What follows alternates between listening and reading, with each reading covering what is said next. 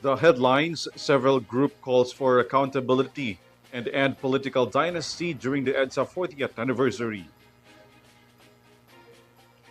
President Marcos says the next Philippine president needs knowledge on economic growth.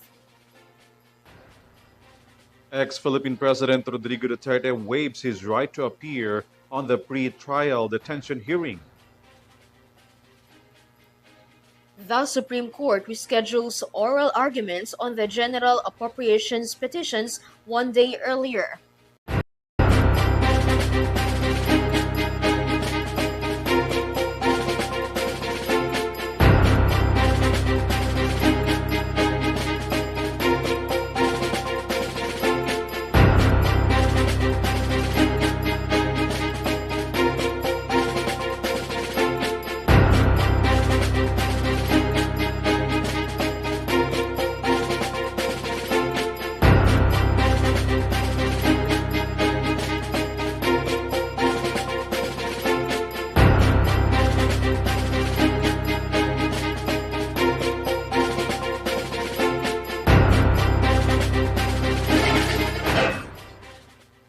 Good evening, bringing the latest news for tonight. I am ALVIN PELOBELLO. And I am KRIZZA Lopez. This is Eurotv News Thread. The details on our broadcast.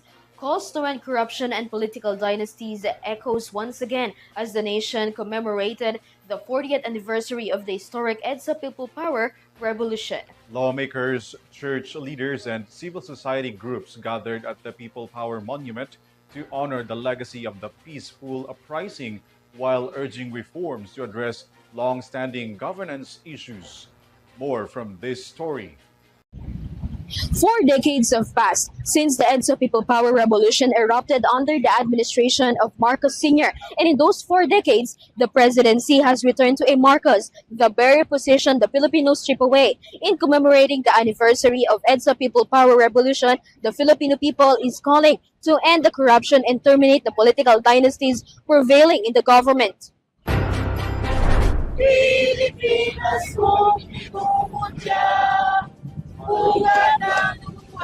Among those who offered flowers at the EDSA People Power Monument were Akbayan Representatives Chel Jokno and Percy Sendanya, ML Party List Representative Leila De Lima, Erin Tanyada, priests and nuns, and other progressive leaders. As the nation marks the 40th anniversary of the EDSA People Power Revolution, holding those involved in corruption accountable and ending political dynasties were among the key calls highlighted during the commemoration. Attorney Jokno said, point of filing a proposal to declare the EDSA anniversary a holiday is due to the need to end historical revisionism spreading on social media and schools. Para malaman ng lahat, lalong-lalo ng kabataang Pilipino, kung ano yung tunay na nangyari noong panahon ng batas militar, lalong-lalo na ng EDSA Revolution. Ang dami kasi kumakalat na fake news at disinformation tungkol dyan, kailangan mawakasan din natin yung historical revisionism. According to Tanyada, 40 years ago, Filipinos exposed corruption and political dynasties in government. Yet, up to this year, Filipinos are still facing the same problems. Wakasan po ang korupsyon dito sa Pilipinas. Alongside the EDSA 40 commemoration, labor leader Sonny Matula also called for the protection of Filipino workers' rights. In particular, he pushed for a 200 peso wage increase to ensure a living wage, job security, respect for workers' rights, and the end of contractualization. Dapat ma-empower ang mga manggagawa. Walang tunay na EDSA people power kung walang workers power ang mga manggagawa sa pabrika, planta at iba pang bahagi ng ating lipunan. Olive, Tess, and Des, veterans who joined EDSA Uno after then Manila Archbishop Jaime Cardinal Sin called on Filipinos to protect one another from violence, said the sacrifices of those who joined the revolution must never be forgotten. Hindi kasi dapat makalimutan lalo na sa mga kabataang katulad nyo, hindi kayo aware anong pinaghirapan namin. Hindi kami nagmarcha para sa sarili namin, para sa future generations. Pero hanggang ngayon, nangungurakot pa rin ang gobyerno. Hindi pa rin tayo makaahon sa kahirapan. So dahil may EDSA 1, nakakaboto kayo, nakakapamili kayo ng gusto nyo maging mga public officials. However, Ang message namin sa kabataan, bumoto ng tama, piliin ng mabuti. Talaga lahat magkaisa at saka madalangin upang magkaroon ng katapusan ang political dynasty at matigil ang kurakot.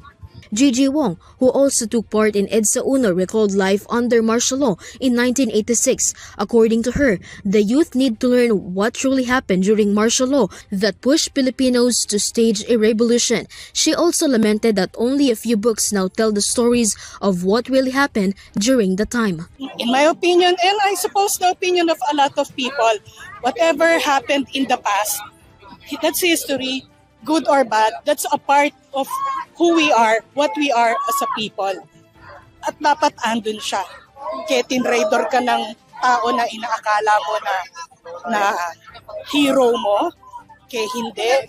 Dapat alam mo lahat yan because they're all part of history. In 1986, armed with rosaries and flowers against 12 military tanks sent by former President Ferdinand Marcos Sr., Filipinos gathered to fight for freedom and democracy against dictatorship.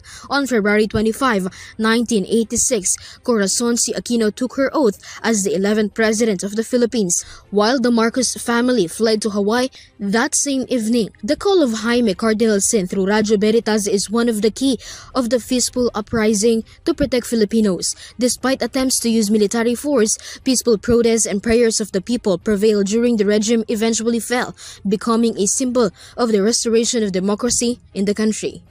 This is KRIZZA Lopez for Eurotv News.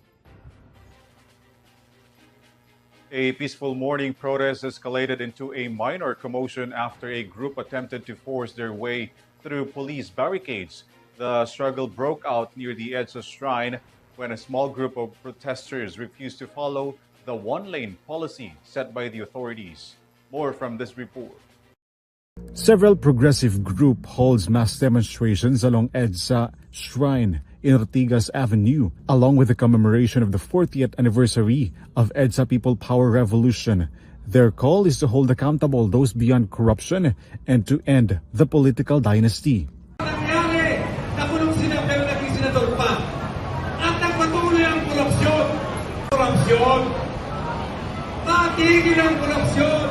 A slight commotion occurred when the rallies tried to pass through the barricades set up by the police. It was around 2 o'clock in the afternoon when the northbound of EDSA Ortigas was no longer passable to any motorist. This is because of the progressive group that have occupied the entire EDSA for the mass demonstrations. Meanwhile, the transport group Manibela stormed the Department of Transportation office to coincide with the 40th anniversary of the EDSA revolution. According to the Manibela group, the people does not have enough transportation, so their call includes amnesty for franchise, their unwillingness for the privatization of NAIA, among others. Ng kanilang mga prangkisa na pag-iwanan dahil sa mga makupad na nakaupo dyan sa LTFRB at DOTR.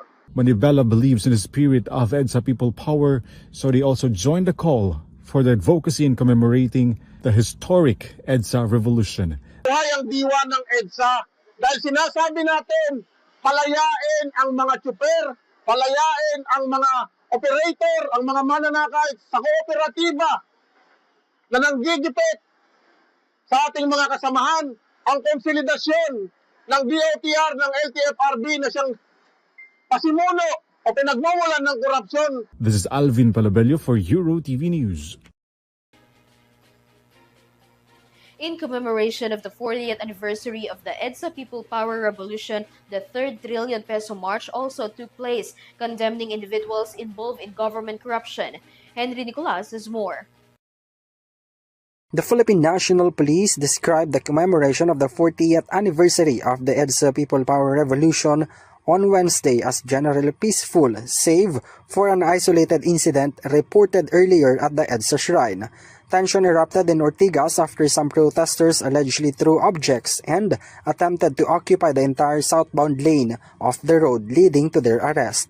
Karoon ng isang isolated case na kung saan may mga rallyista tayo. Ito yung sinasabi ko kanina na mga agitators na nambabato. So we cannot do otherwise but to effect the arrest of... so we have arrested actually two personalities na nasa... Mamamayang Liberal Representative Leila de Lima joined the commemoration to uphold the spirit of democracy, truth, Justice and accountability values she emphasized must never be forgotten.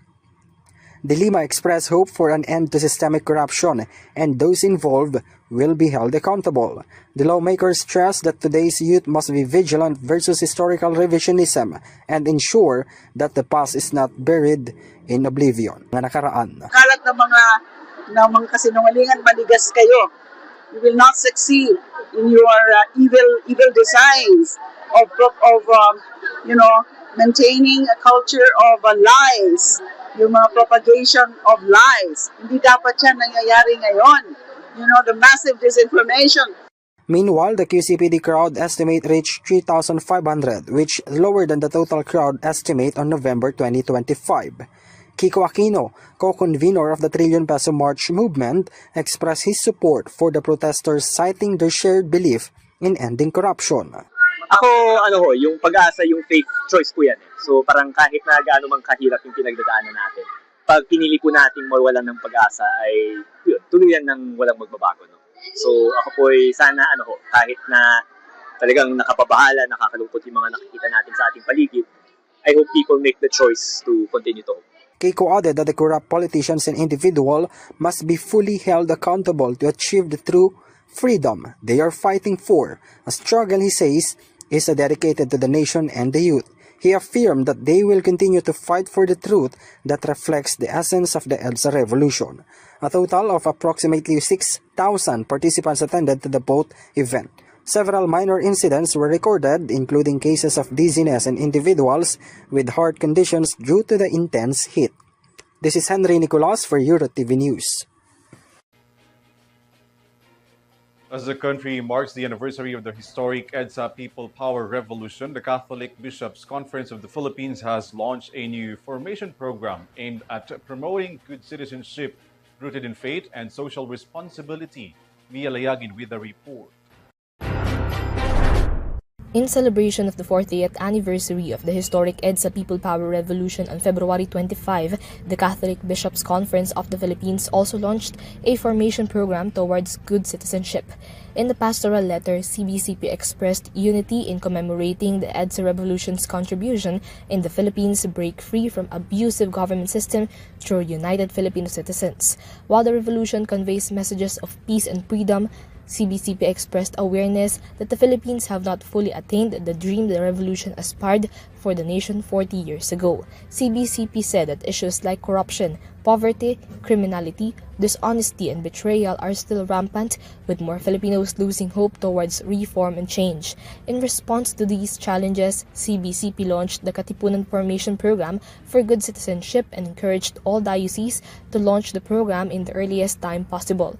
CBCP clarified that this is not a political movement or campaign program, rather a formation process to help shape Filipinos as good citizens aligned with Christian values. The Katipunan Formation Program is a process of reflection, prayer, and study to help participants in facing challenges with faith and courage.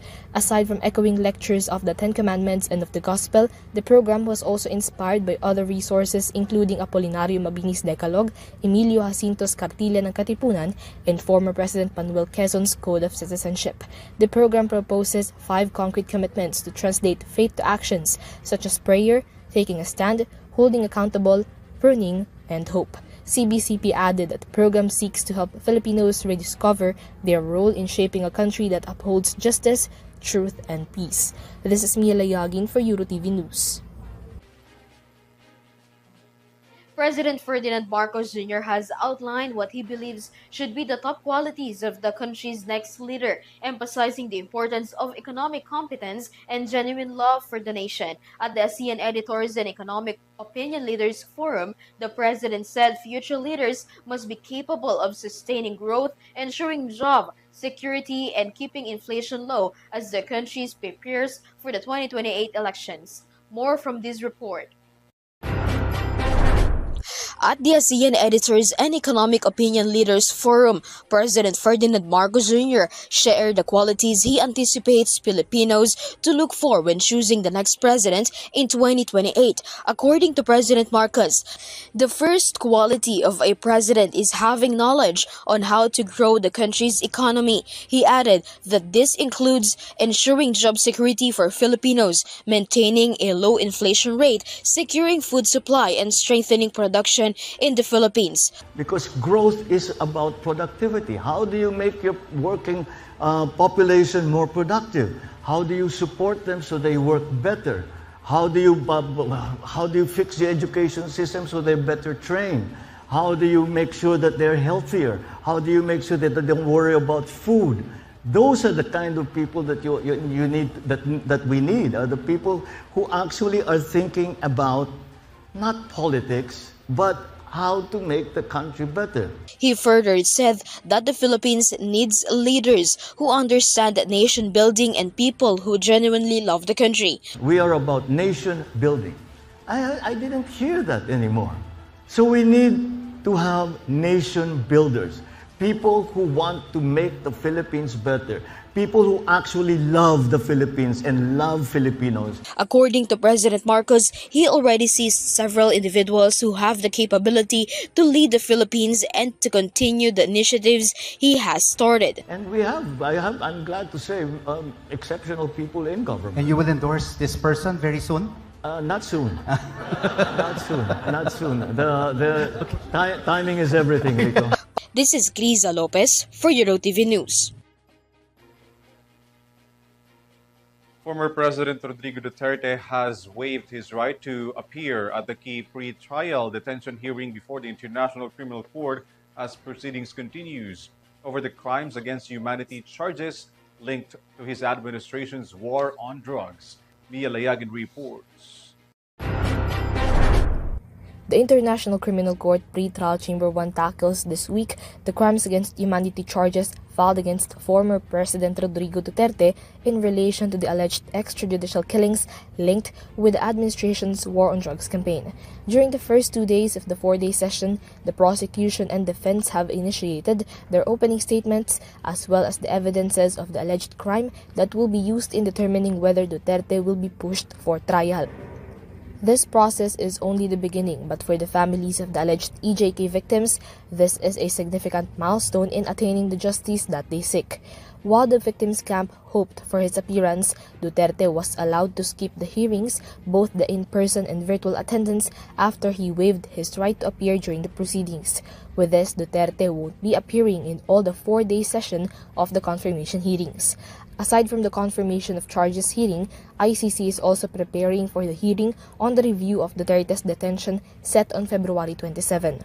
Under Rule 118, a hearing on the review of detention must be held at least once every year after an accused's initial appearance in Duterte's case, March 14, 2025, when he was arrested and detained.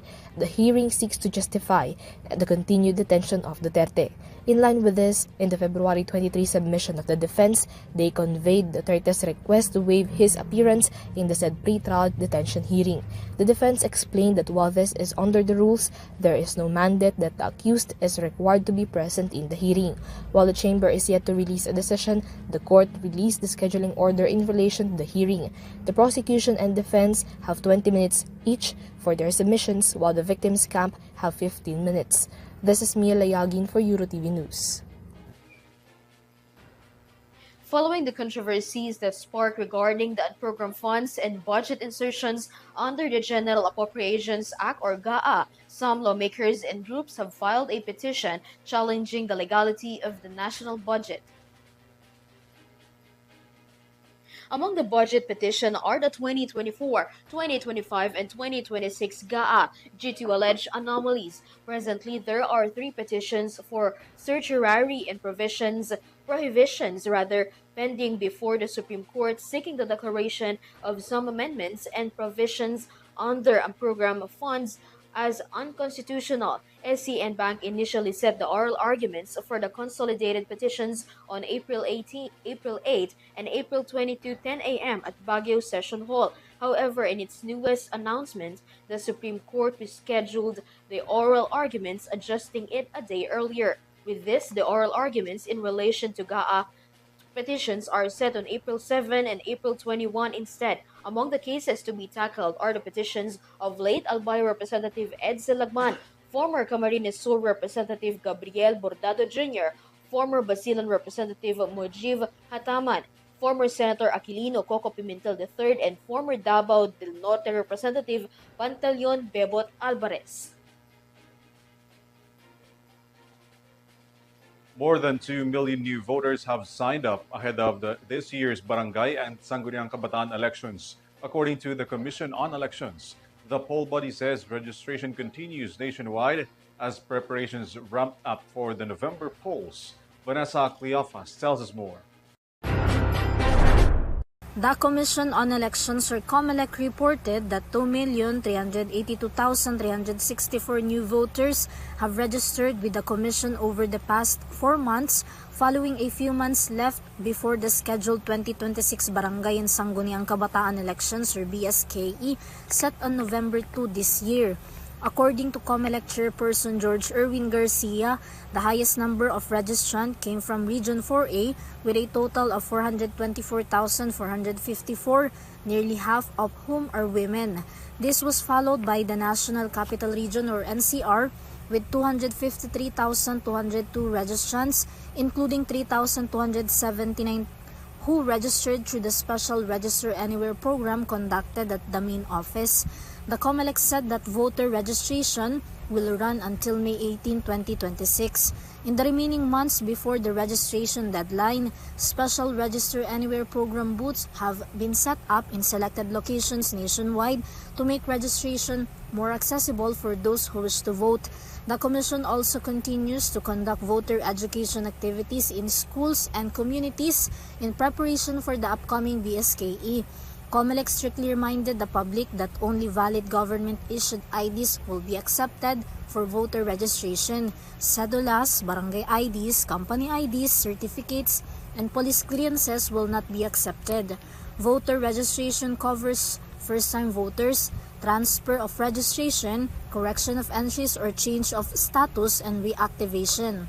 This is Vanessa Cleophas for Eurotv News. Operations at a landfill site in Rodriguez have been suspended after a deadly trash slide prompted environmental authorities to step in. The Department of Environment and Natural Resources says violations were discovered as investigations continue into the incident that left one person dead and others are missing. Vanessa Cleophas returns. The Department of Environment and Natural Resources, or DENR, through the Environmental Management Bureau, or EMB Calabarzon, has ordered the immediate cessation of landfill operation against Greenleaf Solid Waste Management that covers a 6 hectare of Phase 5 landfill site. This is in connection with the trash slide that occurred on February 20 in Sitio Lukutan, Barangay San Isidro, Rodriguez, Rizal, which is managed by the company. One individual has been confirmed dead, while 2 others remain missing after being buried under the collapsed waste. Under the cease and desist order issued by the agency, the suspension of operation at Phase 5 is effective immediately, except for ongoing emergency and remedial activities such as retrieval operation, slope stabilization, and debris clearing. The DENR-EMB will also strictly enforce a no-entry policy to protect the public from unexpected incidents and to avoid delays in rescue and rehabilitation efforts. In the follow-up investigation conducted by DENR Calabarzon, it was found that more than 420,000 cubic meters of waste collapsed, bringing 3 heavy equipment. The agency also discovered violation of the Environmental Compliance Certificate, or ECC, in connection with the sanitary landfill. Cracks were also observed in portion of the waste storage area, which could potentially cause further trash slide. The DENR has given Greenleaf 5 days to submit a detailed report outlining the actions they will take. The report must include the measures they plan to implement moving forward. Meanwhile, the DENR has ordered the company to temporarily relocate the tipping area in Phase 5 to another part of the landfill to protect nearby communities and prevent further danger should another incident occur. The agency stated that accelerating the reconstruction of the collapsed landfill remains a priority to prevent more severe environmental damage. They also emphasized that they will not tolerate negligence and violations committed by the company as revealed in the investigation. This is Vanessa Cleofas for Eurotv News. Workers and domestic helpers in Davao Region are set to receive salary increases starting next month after wage adjustments were approved by the National Wages and Productivity Commission. More from Graciela Corazon's report. Starting March 13, 2026, the wage increase for private sector's workers and housekeepers in the Davao region. That was after the National Wages and Productivity Commission or NWPC held a meeting and approved the wage orders submitted to the Regional Tripartite Wages and Productivity Board in the region. In the new wage order, the daily minimum wage rate will increase by 20 pesos in the agricultural sector and 30 pesos in the non-agricultural sector under two tranches. The first half of which is under the wage order and the second half will be given on September 1, 2026. From 505, the wage will be 525 for the agricultural sector, and from 510, it will be 540 for the non-agricultural sector, equivalent to 13,693.75 and 14,085 per monthly wage. An estimated 66,770 minimum wage earners will receive this. Meanwhile, for domestic workers in Davao Region, they will also receive a monthly increase of 500 for those in chartered cities and first-class municipalities, while the salary of domestic workers in other cities in the Davao Region will increase by 1,500. It will raise the monthly minimum wage rate in the region to 6,500, benefiting approximately 64,111 domestic workers in both live-in and live-out arrangement. The wage increase is in line with the order of President Ferdinand R. Marcos Jr. to increase the minimum wage level in the region. This is Graciela Corazon for Eurotv News. Senegal's Prime Minister is pushing for a new law that would impose tougher penalties on same-sex acts, drawing international attention and debate. Son Santiago with the report. Senegal Prime Minister Ousmane Sonko on Tuesday called for the passage of a draft law that would impose tougher penalties on same-sex acts in Senegal. Speaking before the National Assembly, Sonko said the proposed measure would raise the maximum prison term to 10 years for any same-sex practices and other conduct described in the Penal Code as unnatural. The maximum prison sentence would be applied to any act committed with a person under the age of 21. Those convicted could also face fines of up to 2 million to 10 million francs or more than 200,000 up to 1 million pesos.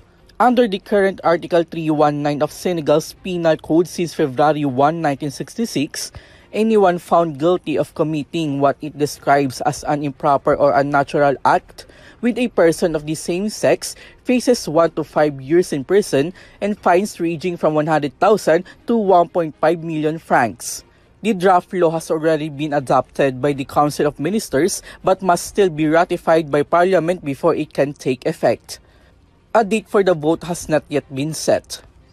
On the other hand, Sonko called on lawmakers from all parties to back the measure and criticize Western countries, accusing them of promoting LGBT rights in Senegal.